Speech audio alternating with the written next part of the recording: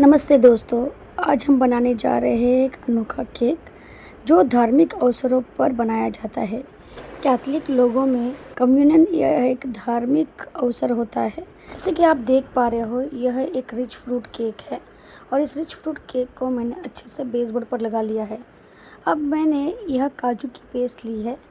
कई लोग यह काजू की पेस्ट ग्राइंड करके यानी पीस कर वैसे ही उसका रोल बना लेते हैं, पर मैं इसे हमेशा पकाती हूँ क्योंकि पकने से इसकी जो शेल्फ़ लाइफ होती है वो काफ़ी अच्छी होती है और इसका टेस्ट भी बढ़िया आता है।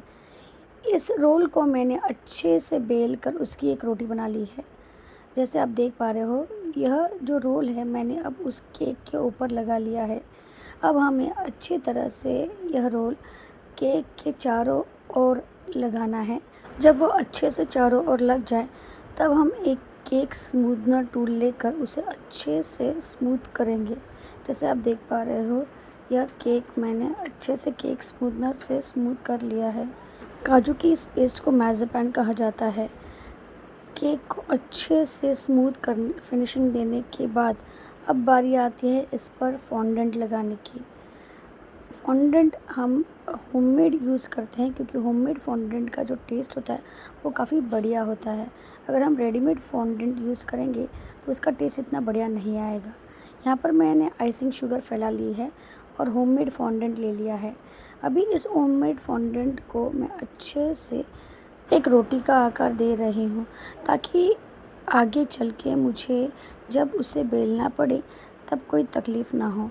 जैसे आप देख पा रहे हो कि मैंने अपने हाथों से ही इसकी अच्छी एक काफ़ी मोटी सी रोटी बना ली है। अब मैं बेलन की मदद से इसे अच्छे से बेल कर एक बढ़िया सी रोटी बना लूँगी। इस फॉन्डेंट की एक बड़ी आकार की रोटी बनाने के लिए हमें बेलन का इस्तेमाल करना पड़ेगा और उस रोटी को चारों ओर से अच्छा प्रेशर देकर हमें इक्वल मोटाई देनी है, ना कि एक जगह पतला और एक जगह मोटा रखें। अगर हमने ऐसा किया तो हमारा फॉन्डेंट फटने के चांसेस ज़्यादा होते हैं। जैसे ही मेरी रोटी बेल कर हो गई, मैंने उसी बेलन में इस सारी रोटी को अच्छे से रोल किया और अब यही रोटी मैंने वापस से यानी ये फॉन्डेंट जो है इसे मैंने अच्छे से इस माज़ेपान की लेयर के ऊपर यानी उस काजू के लेयर के ऊपर रख दिया है। अभी इसे भी हम उसी की तरह यानी माज़ेपान लेयर की तरह ही अच्छे से चारों ओर लगा लेंगे।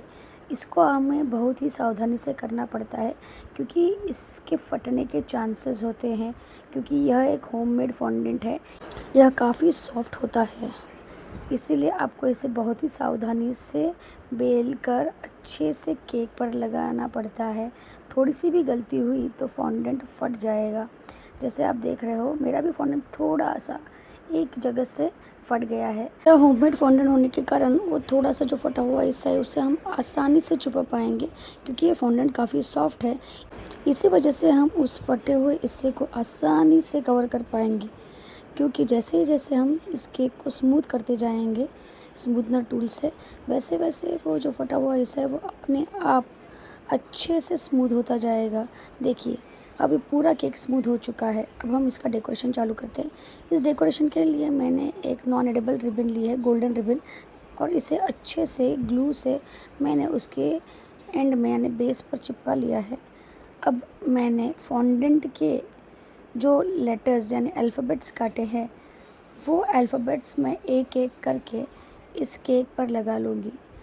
वैसे तो अल्फ़ाबेट कटर कई किस्म के उपलब्ध होते हैं, आपको जैसा चाहे आप अपने हिसाब से अल्फ़ाबेट कटर इस्तेमाल कर सकते हो। मैंने इस केक पर दो दो प्रकार के अल्फ़ाबेट कटर यूज़ किए हैं। ऊपर वाले हिस्से पर जब मैंने उस बच्चे का नाम लिखा था तब मैंने एक अच्छा बढ़िया और मोटा वाला अल्फ़ाबेट कटर यूज़ किया था। अब जो नीचे वाला हिस्सा है उस पर मैंने एक छोटा पतला वाला अल्फ़ाबेट कटर यूज़ किया है। ये जो फॉन्डेंट कटर होते हैं ये काफ़ी आसानी से हमें नाम लिखने में मदद करते हैं। देखिए, आप देख पा रहे होगे कि मैंने दो किस्म के फॉन्डेंट कटर यूज़ किए हैं। अब मैंने इस केक पर चैलेंज रख दिया है। यह जो लड़के का स्टैचू आपको दिख रहा है यह एक नॉन एडिबल स्टैचू है। अब हम बनाएंगे अंगूर। अंगूर बनाने के लिए मैंने फॉन्डेंट का इस्तेमाल किया है। मैंने फॉन्डेंट के छोटे छोटे गोले बना लिए हैं और इस गोलों को मैं अच्छे से अंगूर की शेप में लगा रही हूँ। यह अंगूर बनाने के लिए कई सारे गोलों का इस्तेमाल मैंने किया है। मैंने इसे 3 लेयर में बनाया हुआ है। जैसे आप देख पा रहे हो, पहला लेयर कंप्लीट होते ही मैंने दूसरे लेयर में अंगूर लगा के गोले लगा लिए हैं और जैसे ही ये कंप्लीट हो जाएगा यानी रेडी हो जाएगा, मैंने ऊपर के लेयर पे भी यह गोले लगा कर अंगूर रेडी कर लिए हैं। अब इसे एक रियलिस्टिक लुक देने के लिए मैंने इस पर पत्तियों का इस्तेमाल किया है। यह रेडीमेड ग्रीन पत्तियाँ हैं। अब इस पर हम लगाएंगे गेहूं के दाने। यह गेहूं के खेत से निकाले हुए गेहूं के दाने हैं। ईसाइयों में यह गेहूं के दानों का काफ़ी महत्व होता है। इसी वजह से इन द्राक्ष के साथ मैंने ये दाने लगा लिए हैं। अब बारी आती है कबूतरों की, यानी हम बनाएंगे फॉन्डेंट के कबूतर।